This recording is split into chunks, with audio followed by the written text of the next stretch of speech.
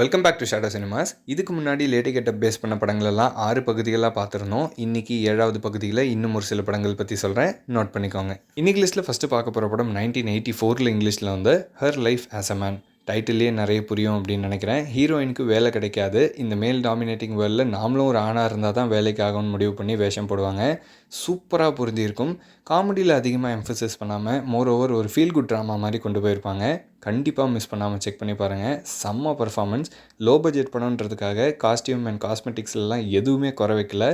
விஷயம் தெரியாதவன் பார்த்தா நம்பவே மாட்டான். கண்டிப்பாக மிஸ் பண்ணாமல் செக் பண்ணி பாருங்கள். இன்றைக்கி லிஸ்ட்டில் ரெண்டாவதாக பார்க்க போகிற படம் 2009 ஃப்ரெஞ்சில் வந்து ஐ எம் மை சிஸ்டர். டைட்டிலுக்கு ஏற்ற மாதிரியே ஹீரோ அவங்க அக்கா வேஷம் போடுவார்.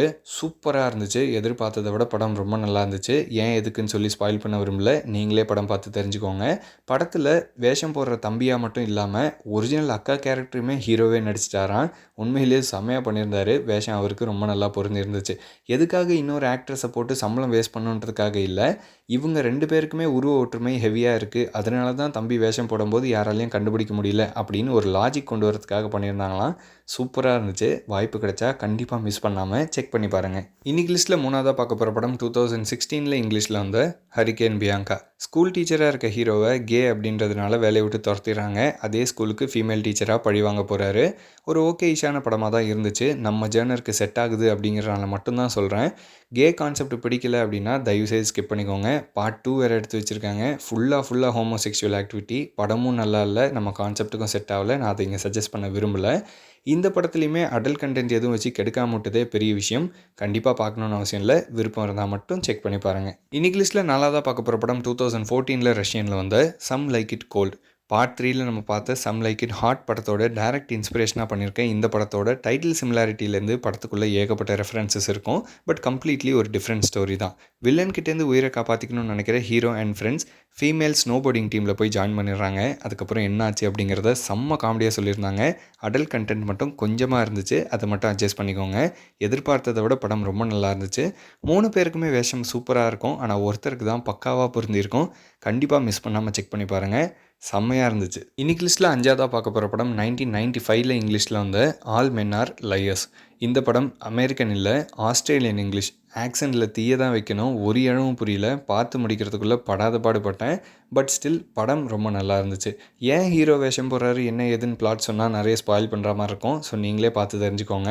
எமோஷன், லவ், ஃபேமிலி ட்ராமா, காமெடின்னு எல்லாமே மிக்ஸ் பண்ணி ஒரு கம்ப்ளீட் பேக்கேஜாக இருந்துச்சு. கண்டிப்பாக வாய்ப்பு கிடைச்சா மிஸ் பண்ணாமல் செக் பண்ணி பாருங்கள். இன்றைக்கி லிஸ்ட்டில் 6வதாக பார்க்க போகிற படம் 2012 ஸ்வீடிஷில் வந்து காக்பிட். பார்ட் 1 நம்ம பார்த்த ஒரு கொரியன் படம். ஆக்சுவலி இதோட ரீமேக் தானா, அதுவே இப்போ தான் ரீசெண்டாக தெரியும். ஸோ பார்த்த படத்தையும் மறுபடியும் பார்த்து டைம் வேஸ்ட் பண்ண போகிறோமோ அப்படின்னு நினச்சிட்டு இருந்தேன். பட் இந்த படம் டோட்டலாக டிஃப்ரெண்ட்டாக இருந்துச்சு. ஒரு நார்டிக் கண்ட்ரிக்கும் சவுத் ஈஸ்ட் ஏஷியன் கண்ட்ரிக்கும் கல்ச்சர், லாங்குவேஜை தாண்டி ஃபிலிம் மேக்கிங் ஸ்டைல் எந்தளவுக்கு மாறுபடுது அப்படிங்கிறதுக்கு இது ஒரு சிறந்த உதாரணமாக இருந்துச்சு. இந்த படத்தில் கொஞ்சம் அடல்ட் கண்டென்ட் இருக்கும். பட் ரீமேக்கான கொரியன் படத்தில் அதை கம்ப்ளீட்டாக ரிமூவ் பண்ணியிருப்பாங்க. நிறைய விஷயங்கள் ஃப்ரெஷ்ஷாக பார்க்குற மாதிரியும் இந்த ஹீரோவுக்கு ரொம்ப நல்லா இருந்துச்சு. கண்டிப்பாக வாய்ப்பு கிடைச்சா மிஸ் பண்ணாமல் செக் பண்ணுங்கள்.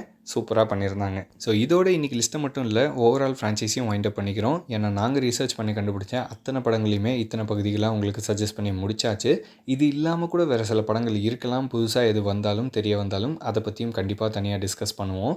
இது இல்லாமல் இன்னும் ஒரு சில படங்கள் பார்த்தோம். பட் அதில் டிரான்ஸ்ஜெண்டர் கான்செப்டை இன்க்ளூட் பண்ணிட்டதுனால தான் இங்கே அதை உங்களுக்கு சஜஸ்ட் பண்ணலை. அப்போ அவ்வளோதானா, இந்த கான்செப்ட் முடிஞ்சு போச்சா அப்படின்னு கேட்டிங்கன்னா கிடையாது. அடுத்த பகுதி நிச்சயமாக இருக்குது. மூவிஸை மட்டும்தான் வைண்ட் அப் பண்ணியிருக்கோம். இதே கான்செப்டில் இருக்கக்கூடிய டிவி ஷோஸ் பற்றி அடுத்த பகுதியில் டிஸ்கஸ் பண்ண போகிறோம். சீக்கிரமே வந்து சஜஸ்ட் பண்ணுறோம். இன்னொரு சூப்பரான வீடியோவில் சந்திக்கலாம்.